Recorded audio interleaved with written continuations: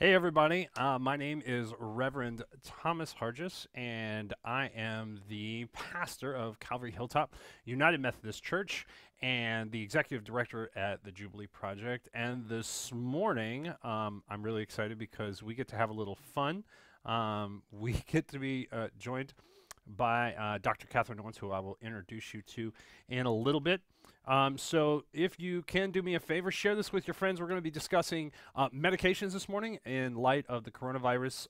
Some questions that you've had all over the internet, and we know how great the internet is with information and resources. So we brought an active practicing pharmacist, and we'll do that in a second. But if you have friends that have questions about medication in the midst of all the coronavirus crazy stuff, hey, would you share this with them? Would you tag someone? And we'll just kind of keep this moving as usual. So here's the context to which I want to bring in the conversation. So one of the things that we need to think about as the church is that there is a variety of gifts, right? And so because of the gifts inside the kingdom, that means the church is not closed. I know some people are like churches are closed. Well, churches are not closed. The church is the people, and the gifts that exist inside the kingdom are what keeps the kingdom alive, not just on Sunday, but Monday through Monday. All 7 days, the gifts of the kingdom are active. And so there's a variety of gifts, but the same spirit. We all have the same spirit of service. I can tell you right now, I can't spell half the drugs that Dr. Katie's going to talk about, and it's because I suck at that. So she's amazing at it, and that's why I lean on her when it's time to ask questions about medications or drugs or the medical community. When it comes to Greek or Hebrew and tech, like that's my gift. But that doesn't mean one gift is better than the other. It means the kingdom works in a very balanced way. And so we have gifts that differ according to the grace given to us. So I can tell you that Dr. Katie gives me lots of grace when it comes to my dumb questions, right?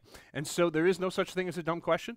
And I can tell you that she probably understands that when it comes to tech, I try to give her lots of grace. And I think that's what makes this situation so unique is people are going to have amazing gifts to help solve problems. You've probably seen some of that in the news where folks are coming up with creative solutions on the fly.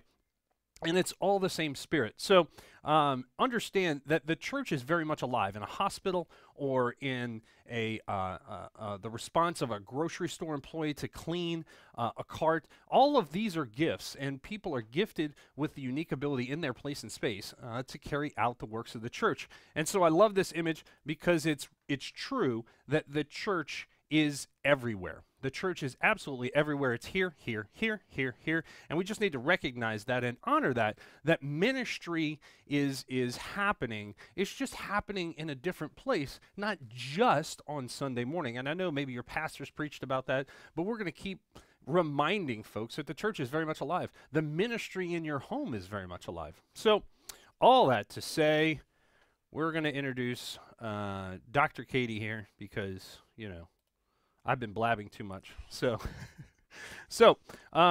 without embarrassing her too much, this is Dr. Katherine Owens. She is a pharmacist, BCACP, which is fancy to say that she does clinical work, and she's really smart. We are not practicing social distancing because I married up, and so we so she is my wife. So it really works out well that I wasn't joking about the whole grace part in terms of like making things work and so we just thank you. You are a practicing pharmacist in our local community here in Cincinnati, and so this is your day off. Yes. So thank you so much for joining us on your day off. We kind of flashed it up there real quick, but I wanted to just briefly talk about this wonderful opportunity that people seem to think that they can use bleach to get rid of the coronavirus, and I think some folks have even suggested drinking said bleach. So I wondered if you could just address that real quick of how effective bleach can be. So bleach can definitely kill the coronavirus. You can use it to clean your house. I would not use it in a small, non-ventilated space. So open a window, get some air circulating in there. Bleach fumes are toxic. Gargling with bleach or swallowing bleach is a very bad idea. So let's not do that. And if a child or someone does, then let's call poison control because that can be fatal. So it's important to recognize that gargling with bleach would not be good. Is that what I'm hearing? Correct. Don't gargle with bleach. And the poison control number, if you need it, is 1-800-222-1222. Can you repeat that one more time? 1-800-222-1222. So it's a softball question, but it gets us rolling. We've seen lots of internet memes about bleach, and for some reason people think that this is somehow okay. I'm not really sure why or how it started. It's just like the toilet paper or the water. Somebody did something somewhere sometime. And let's just remind each other that bleach is helpful to clean, but not your throat. So the next question we have is a medication it's been in the news a lot. And I'm not even going to attempt to pronounce this. I'm gonna butcher it because everyone else is going to butcher it. Hydroxychloroquine. You're laughing. You should see this. She's pitying me, folks, because it's hydrochloroquine. Go ahead. Help me out. Hydroxychloroquine. There you go. Generic for Plaquenil in the United States. So what? So here's our magical question. We've seen it on the news a lot. What is this? What is this? So hydroxychloroquine is approved to treat malaria, and also lupus and rheumatoid arthritis. It's a great drug if you need it, but it's also has a lot of potential adverse effects, a lot of side effects, and it's not, 100% safe for all patient populations, which is why it's prescription only. And I would not take it unless it was directly prescribed to me by my doctor. So if I've got a friend who happens to have this in their, local, bathroom, and I've read this on the news, so taking this because my friend has it, you're telling me that's probably not a good idea. Not a good idea. It's also at least a misdemeanor, if not a felony. But no, not a good idea. So hydroxychloroquine might have some effect at treating COVID-19. It's a small, not very well done trial that we're using all the data from. The FDA has approved this as a non-off-label, as a potential use for COVID. We don't have a lot of data. We just don't. And we don't know if it's 100% safe, or even if it's 100% effective for a lot of people. It can cause kidney problems. It can cause heart arrhythmias issues. It can cause kidney damage. It's not necessarily safe, especially in older folks. And, the bigger issue now is that everyone is panicking and they're trying to get it. And so that does a couple things. One, you're taking drug away from people that absolutely need it to treat lupus, which is a serious illness in and of itself. And those folks are already more likely to suffer severe complications from COVID because they're already immunocompromised. And second, we don't know that it helps prevent you from getting COVID either. So hoarding it because we're panicking is not the right thing to do. Let's leave it at the pharmacies for the people that need it. And then if, people in the hospitals are severely ill and the doctor needs it, let's leave it at the hospital for those folks as well. So getting to the point you talked about, the hope. So what is the health community's hope with this? I mean, obviously, it's made the news because there's been some ancillary or some evidence in small cases. We really haven't had time to do lots of studies with this. But what is the hope of this drug that's why people are kind of really excited about it, I guess? We want a cure. We want a fix. Of course we do. And, we don't know that this drug does any better at treating COVID-19 than just supportive care. So, treating people's symptoms, hydrating people, making sure that they have, the relief they need so that they can breathe.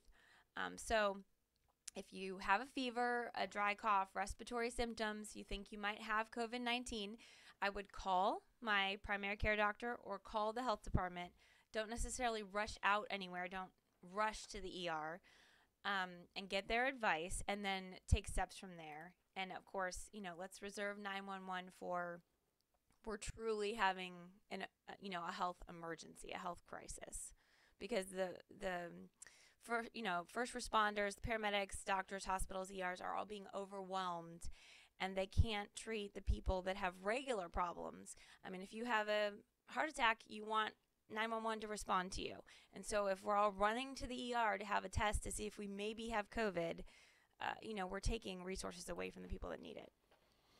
So along those lines, you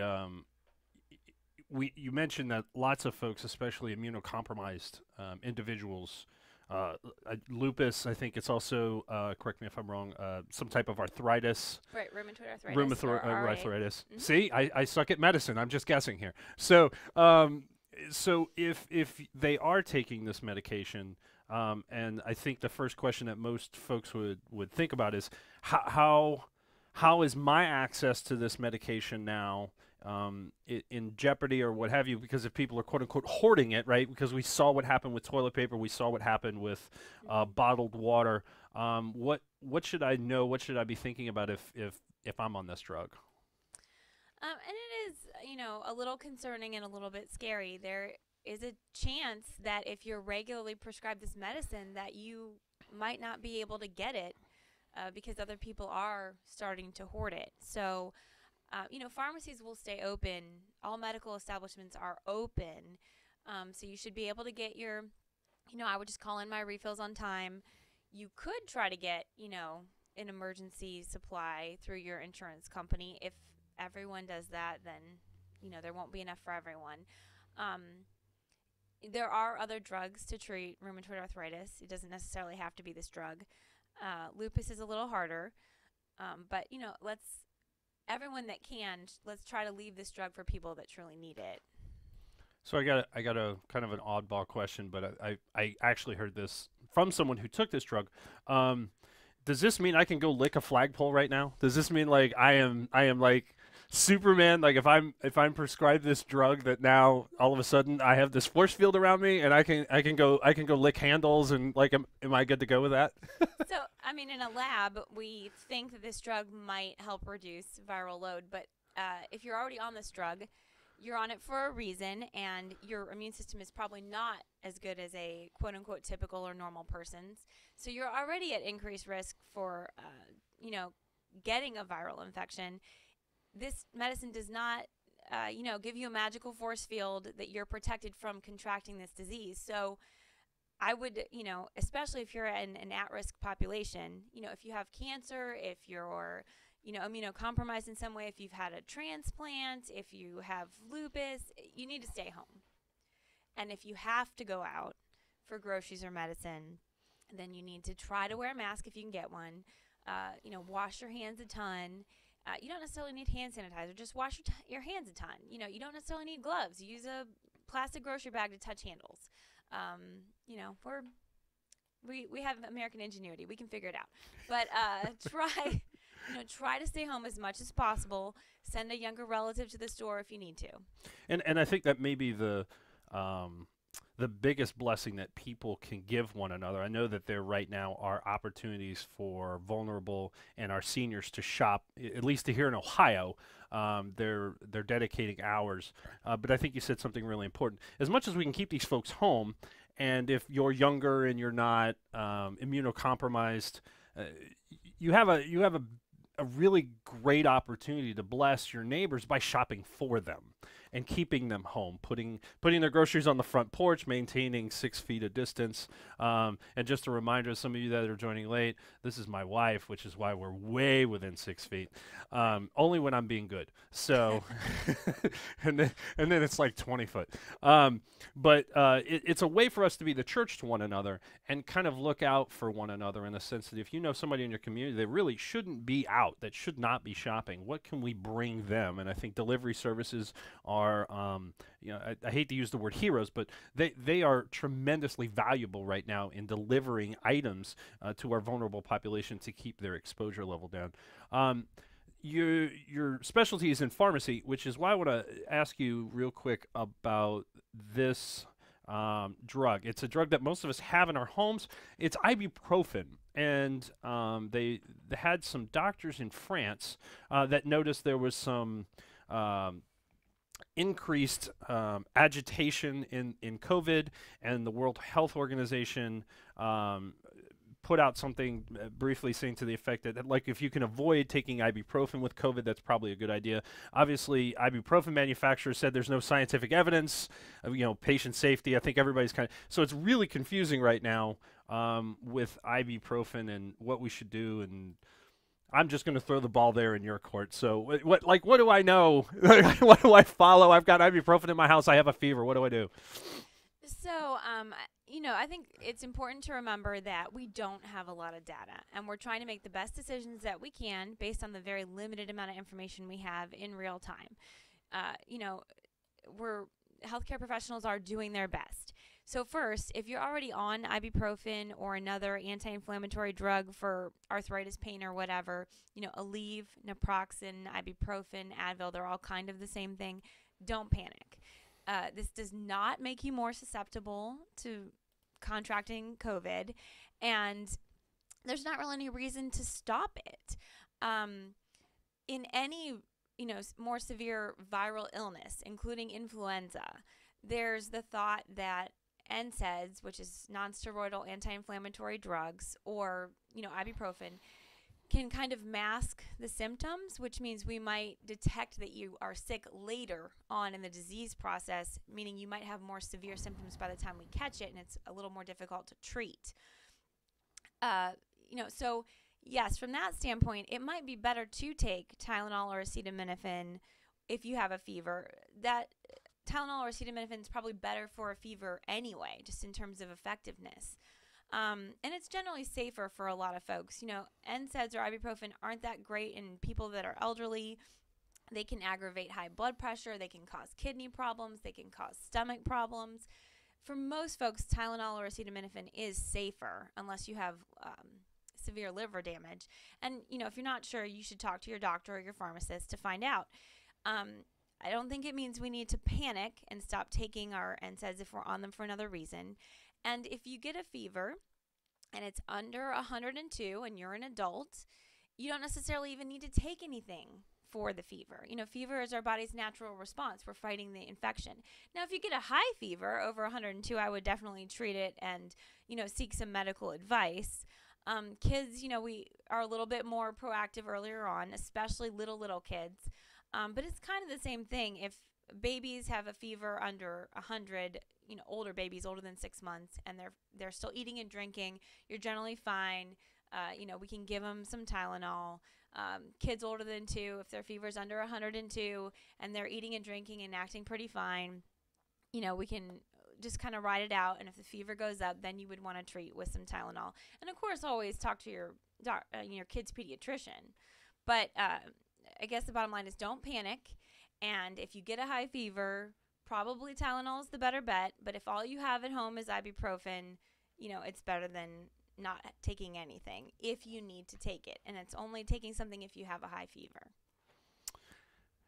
Just a reminder, if you're joining us a little late, we are with Dr. Katherine Owens. She is a pharmacist practitioner in Cincinnati, Ohio, BCACP certified. She's also my wife, which is why I love the fact that we're within 6 feet. So I've heard your warnings over the years in terms of about so many things. Yes. Yeah. So one of the things I kind of highlighted here in Dr. Katie's 3 tips for us to remember, and one of them is water, right? So I know you talk a lot about making sure that water being one of the most important things that we can do. If you could just speak briefly of how effective water can be to help maintain our health, and at the same time, what we can do if we start feeling a little ill.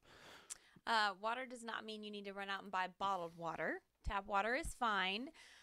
Just to stay hydrated, to drink enough water. It helps clear out mucus. It helps keep us hydrated. It helps us fight off infections better because our immune system's working better. It helps prevent kidney problems. Just, drink water. It's important. And it helps us not be grumpy and tired. And if you're a parent with a bunch of kids at home right now, you're probably grumpy and tired. I don't know what you're talking about whatsoever. Right. And it's just a reminder that most Americans, anyway, I can speak from that standpoint, we're naturally dehydrated. We take lots of caffeinated drinks. We don't drink enough water. We're workaholics. And so it's just a really great reminder that we should be drinking lots of water. Number two is kind of our diet, eating healthy. So eating more greens, focusing on watching a lot of those fatty foods. Can you kind of speak to how that can help boost our immune system? Sure. I mean, ironically, we can't get hand sanitizer or Lysol spray or toilet paper at Kroger, but they have plenty of vegetables. So, when you're in your house and you can't go out, just try to eat as healthy as you can. Try not to eat, the entire box of Oreos all in one sitting.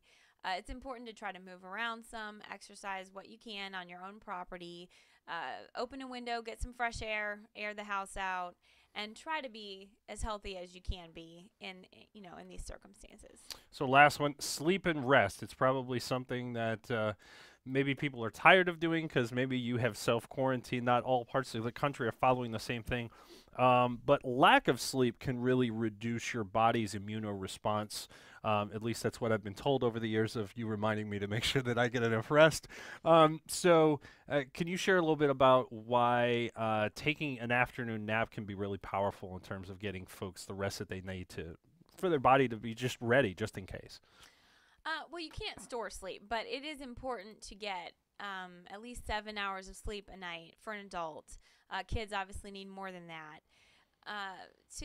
Just your body needs to rest and recuperate and repair itself so you can fight off infections as they come. And it helps stave off depression and irritability and all those sorts of things. So just a reminder, everyone's off schedule, everybody's cooped up, all the kids are cranky and off schedule. Try to maintain as much of your regular routine as you can.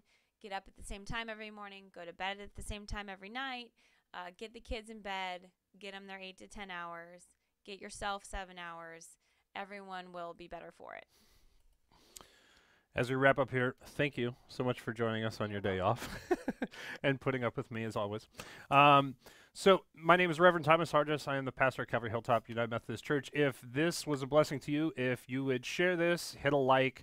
If you want some more videos like this, if you're catching us on the YouTubes, we're going to see if we can throw this up here. There we go. Hit that subscribe button, right? So hit a subscribe button, and thank you guys so much for your support. Hit a like and a share, and we should see you next time. Talk to you soon.